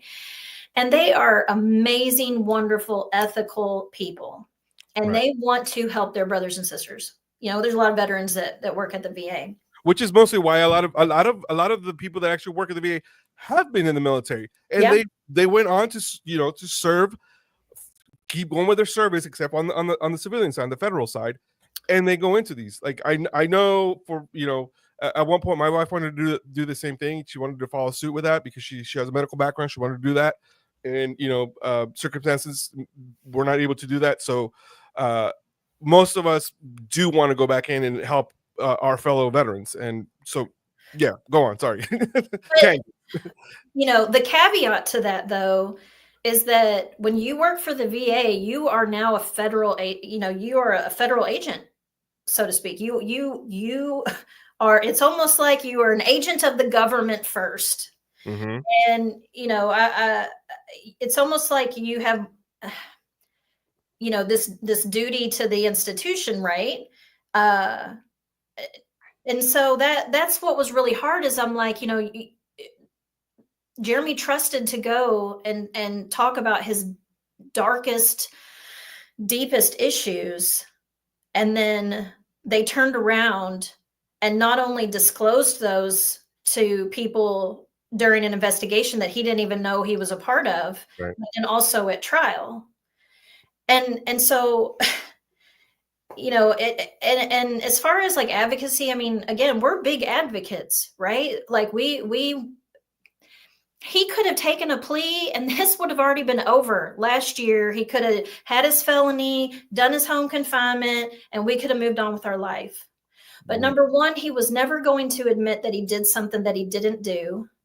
And number two, he felt like he needed to do this not only for us, but for the other, 16 million veterans in this country. Right. And so, I looked at him one day and I just said, fight.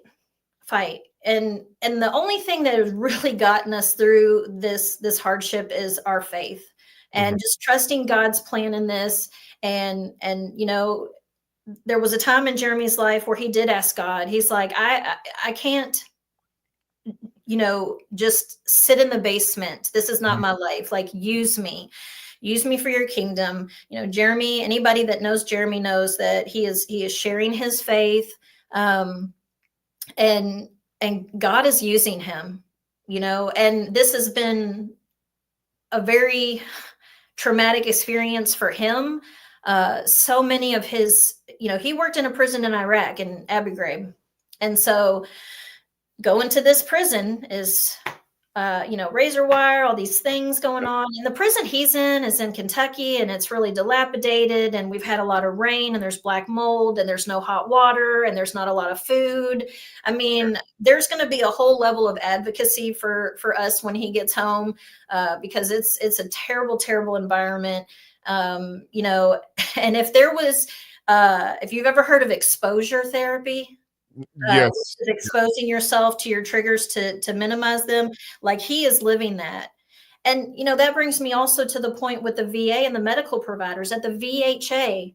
They said exposure therapy, get out there, be in community, put yourself in those situations that are uncomfortable so that we can try to get used to them again and minimize them. So the VHA is telling veterans, get out there, expose yourself.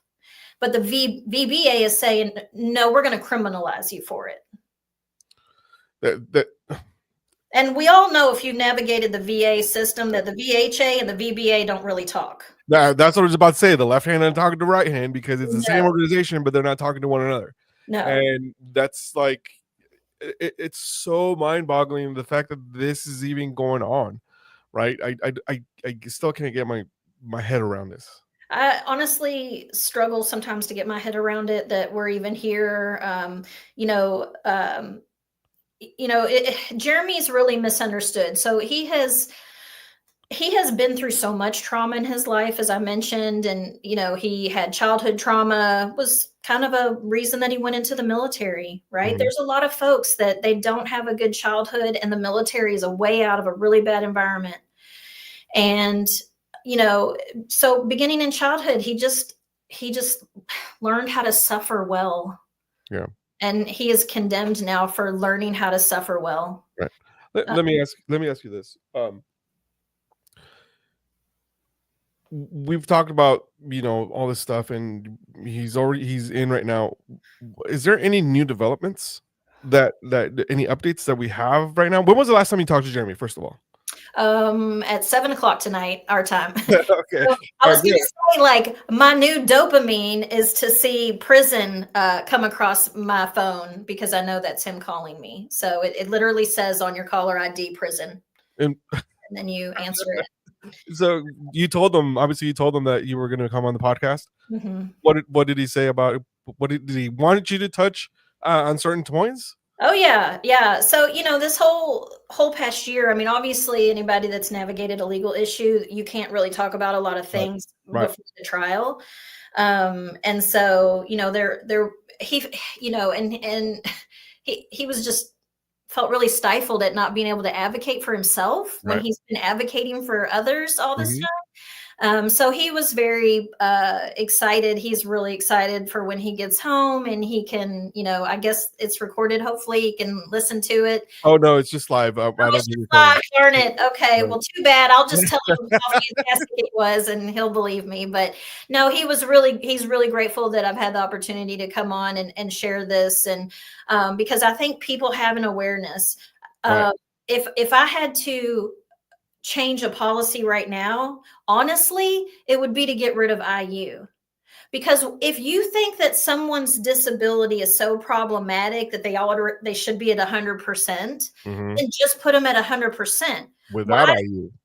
Why does somebody get to be 100% and then maybe be the chief of police or be a millionaire and still get their 100%, but then this person over here is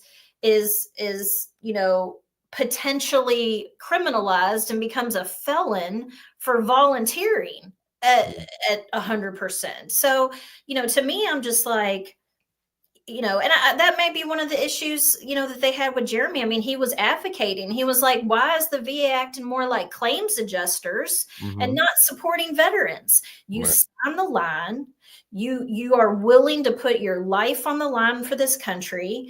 And there are those that did, and then there are those that come back and they've put their mental health and their physical health and the divorce rate, all of these things.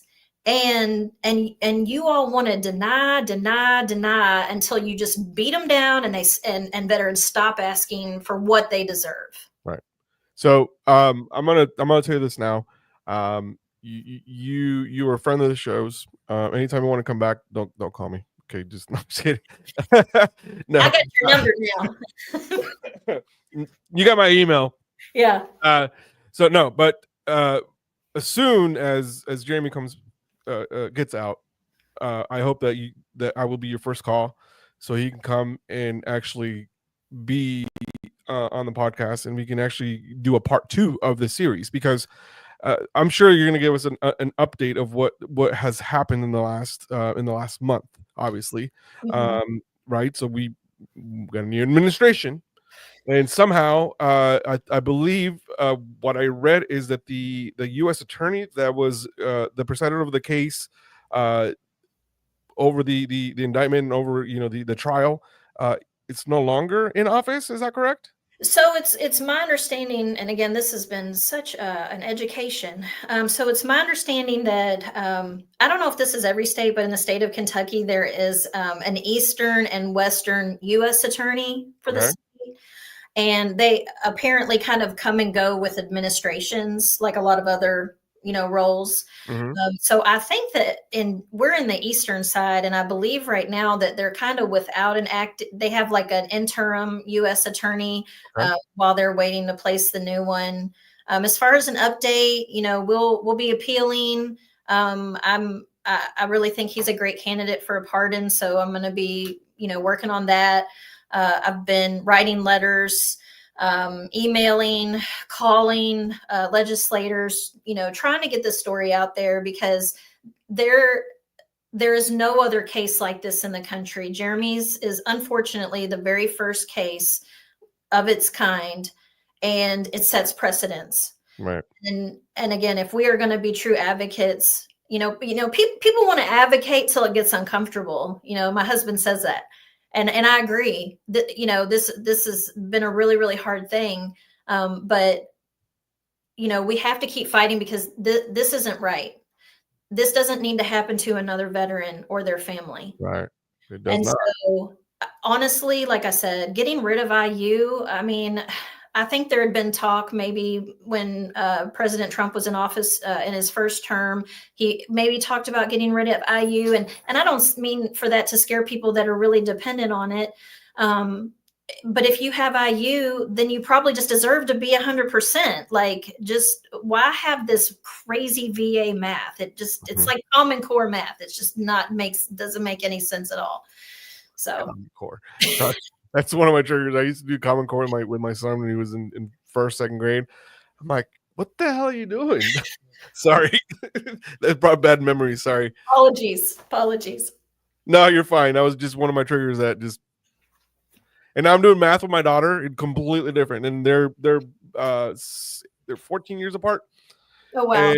And so doing math with my daughter now, it's like, okay, well, let's do the quarters and do this stuff, and it's a little bit more I'm able to follow a little bit better. So I've you've ever heard that show, are you smarter than a fifth grader?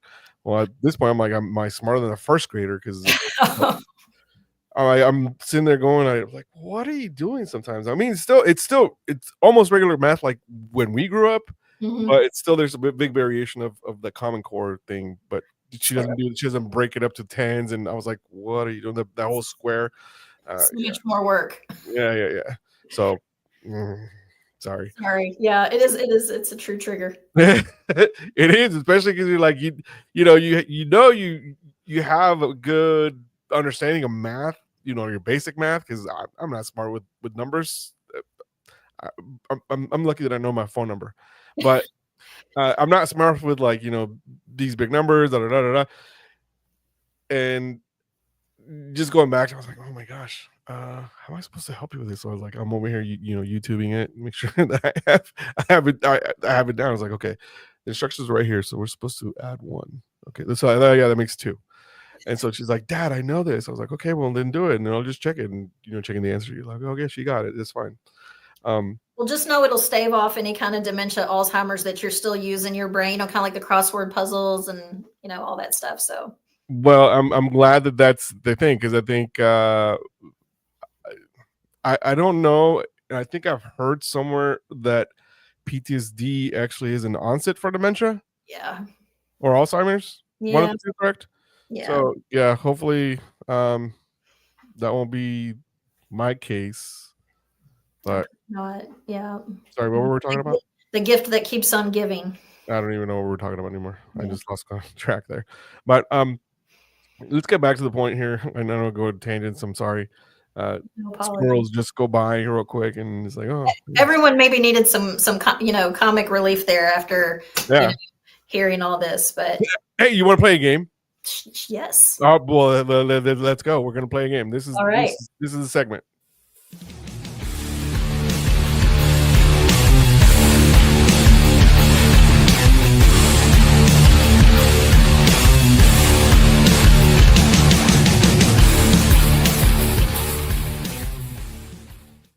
All right, we have come to the part of the show where the segment is called Rapid Fire Questions. Rapid Fire Questions is basically I'm going to ask you a question, you answer whatever comes to mind first, and we're going to kind of base it off of the whole conversation we've had all day today, because it was pretty intense for a minute, and I think we need to bring it back and wrap it around, and we know that Jeremy's going to come back to the show and along with you. When he gets back, and he's able to do things on house arrest, so he should be fine, because he's not going out. We're going to be getting the side of his story, getting his what he can tell us and stuff like that. So the way it works is I'm going to ask you a question, and you're going to answer super quick. The first thing that comes to mind, and if you say or oh geez, I don't think about it, I don't know, that's going to be a $10 donation to the organization of your choice, preferably the Battle Rhythm podcast that we have. So that we can keep the lights on, and we can actually keep going with the questions and then the segments. So here we go. So don't say and answer quick. Are you ready? All right, here we go. If you were a VA worker, what could you change? Or policy. What would you change? Policy. Okay.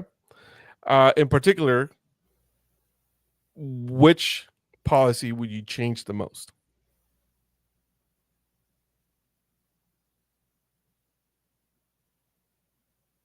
HIPAA compliance.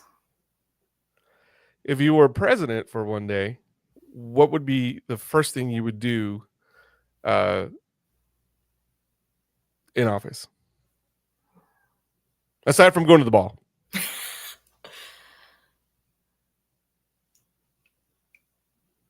Pardon my husband.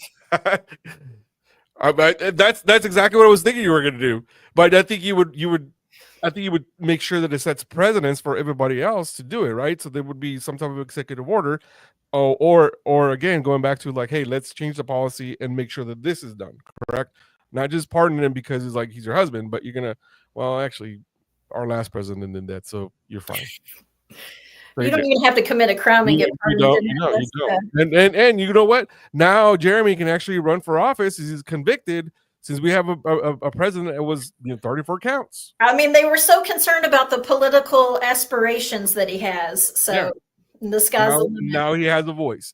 And voice of the people is where you're going to hear it from, because this is where, this is basically what we pride ourselves in on this radio station, that voice of the people is for the people, and we bring the awareness with the real meaning that we're not censored as to who they are, what we're talking about, and we're going to be able to actually tell the true story of things that are here to come. So, all right. Melissa says, great response. I wonder why. So I'm sure this is one of your friends, correct? She's listening. I might know her. Oh, you might know. Okay. She may or may not work for the VA. Okay, got it. So, all right. Next question. If you were able to go back in time, where would you change things?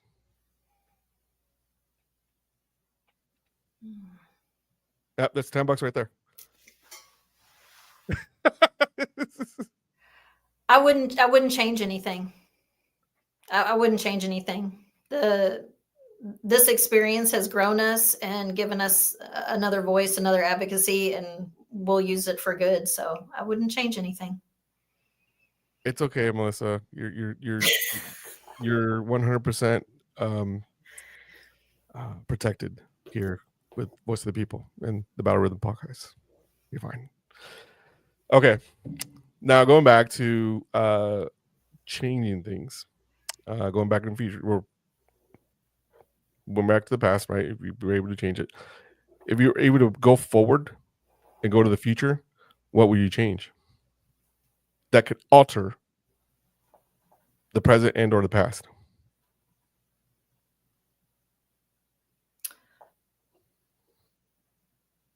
I would get my husband home tonight. That's in the future in a little bit.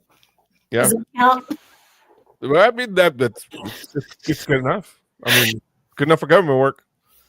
So now that you've gone through this ordeal, is your mission for your for Veterans Club, is it going to change slightly, or is it going to change at all? I don't think that I don't think the mission changes, because the mission is to support veterans, first responders, and their families. But I'm sure it's going to be enhanced. I honestly think that with the justice impacted, if we kind of look at that, and as you were reading at the beginning of the show, kind of leaning towards the supporting veterans that are navigating legal issues, right? I think that will probably be more of a personal venture for Jeremy and I in the future versus, expanding Veterans Club's mission into the legal part of that. Now, if the board, again, it has a board, it has a director of operations. If they decide that that's part of what they want to add to, our programs, then they know who to turn to now. But they do a lot. They do a lot. And there's groups out there that are focusing on veterans and the justice impacted. So maybe collaboration. We love to collaborate with, other organizations. I actually forgot to answer the question that you had earlier about, the other VSO that I point because his dog just went that direction in the room. But the Dogs Helping Heroes that had the OIG come in and hang out in their tent because, their complaint was Jeremy never has his service dog, and the OIG has his, expensive government cup with a camera in it and had it sitting towards our tent. And there's Jeremy with his dog in his protected environment. You had no idea that he was the OIG? No. We'd never seen him before. Yeah. How interesting that they would just pop out of nowhere and go to another nonprofit and sit there. So yeah, that was something that became pretty disappointing in this, is that some of the other local nonprofits, I think, just really exhibiting maybe some jealousy and envy towards, Veterans Club's success and wanting to be a part of taking Jeremy down. It's just pretty sickening, especially when you think of, I got your six, as you said earlier, your brother that you never met. And I've heard it said before, I don't really like it, but I've heard, nobody hates another veteran like a veteran. Yeah. But that's true in some cases, not all the cases. You know what I mean? Yeah, that could be that could really be in any community. I mean, why do you think you see two competing gas stations across the street, or why Burger King is next to McDonald's, or just any industry you're in, you're going to have the people that are just envious and jealous of the success that somebody or an organization may have. Right. But it doesn't squash our heart to still serve the community and still advocate for veterans. It will continue.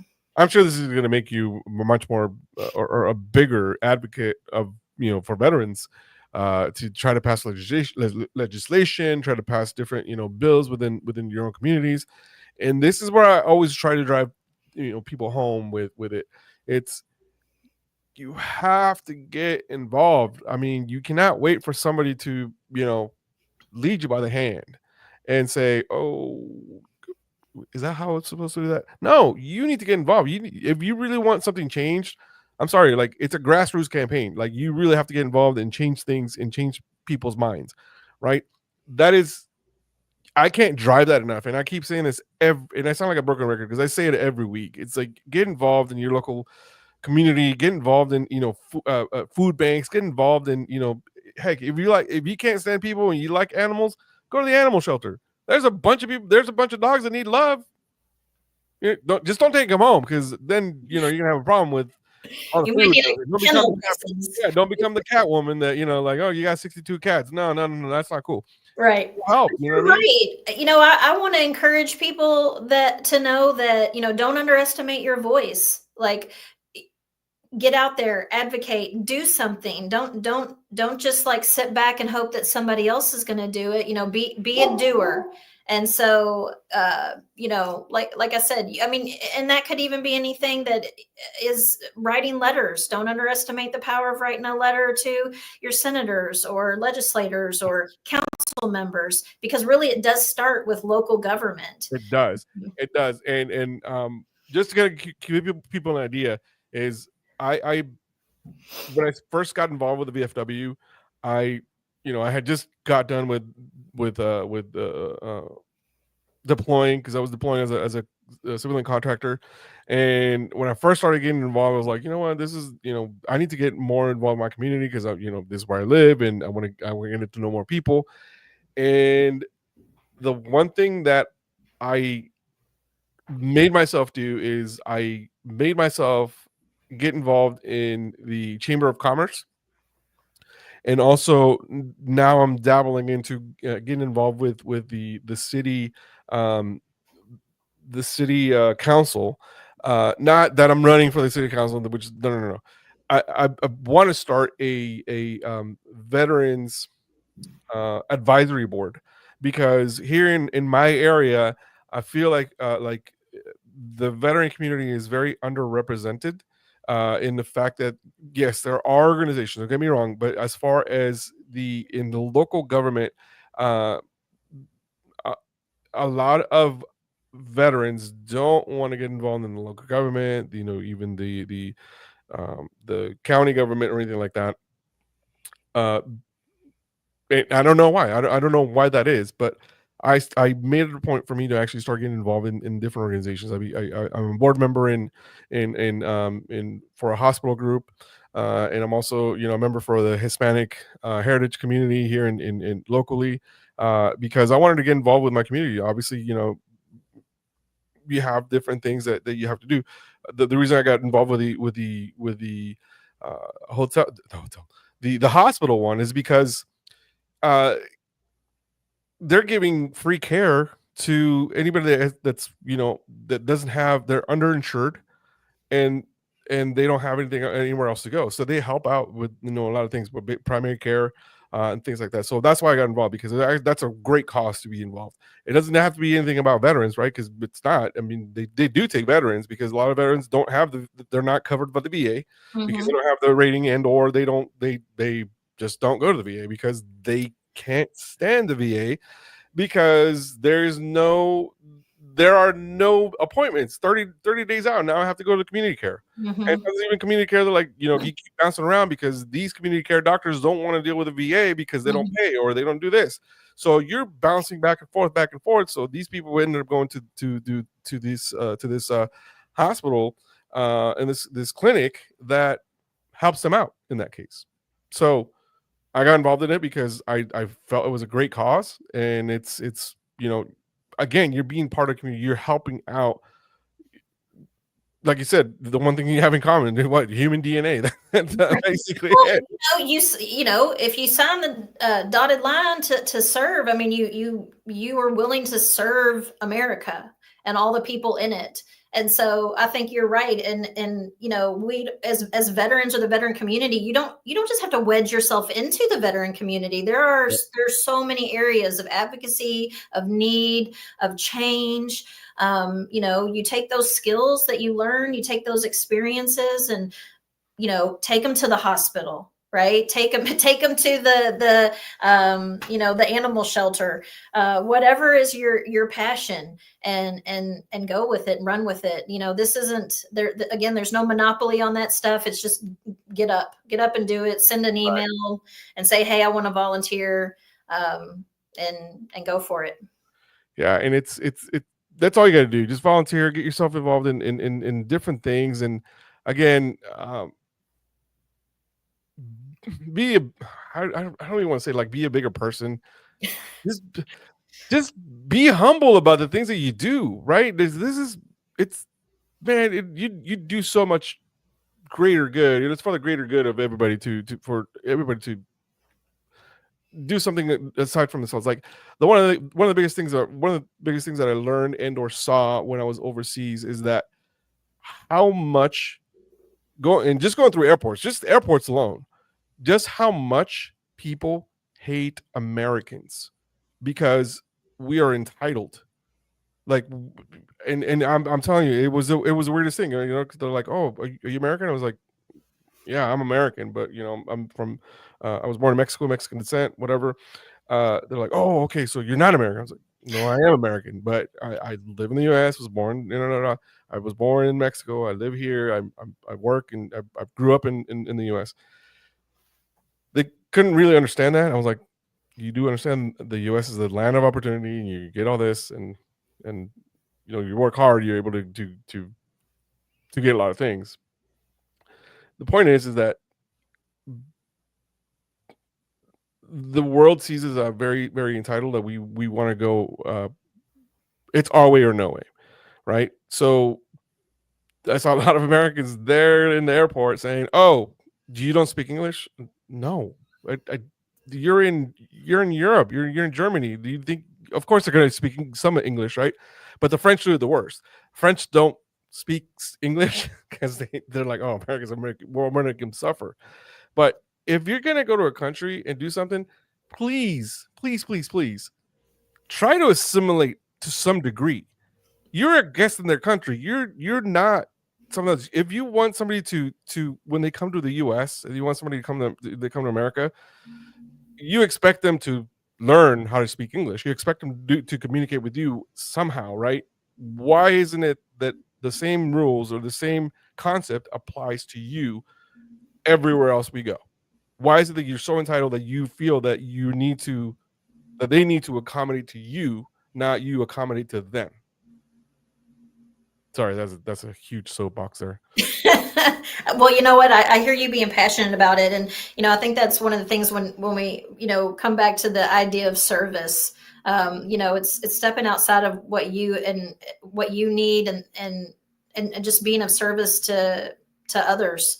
It makes us feel better. Right. And it helps somebody. And so, be of service. There's plenty of opportunity for that. Right. I mean, heck, we've had a whole bunch of natural disasters here recently.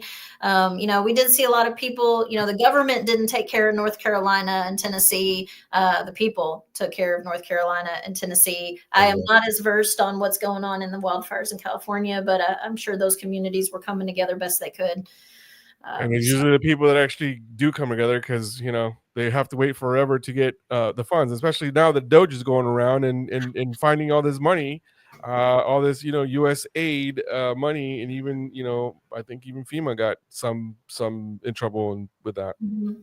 So, but all right. So, Erin, I know we've covered a lot today.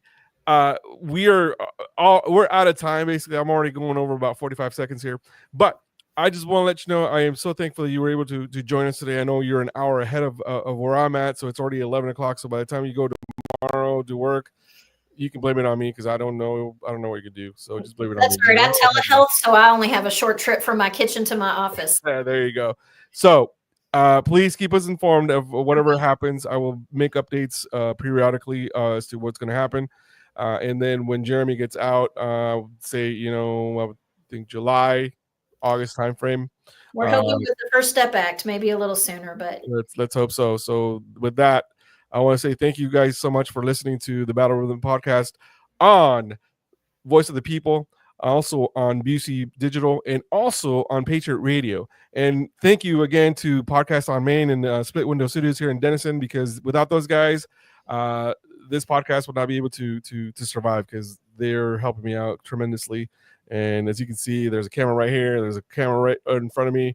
There's another one right here. And they just put in this new TV here, and it just says, it has my logo on there. It just love it. It's awesome. I had a little LED thing on my house, and I was like, that's cool. Like, hey, look, I got logo going up for $50, but that's even cooler. It is cool. So, well, thank you guys so much for joining me. I will be back next week. Next week, I do have a special guest, Richie Honori. He is going to be talking about his foundation. We talked to him briefly last week, and we are going to be diving into a world of perhaps doing some veteran concerts, meaning that they're going to a lot of good acts. Bands and acts from Hollywood are going to band together to actually make a bunch of concerts for veterans. So we're going to talk to him and his foundation and see what they got going on. So Erin, thank you so much for joining me.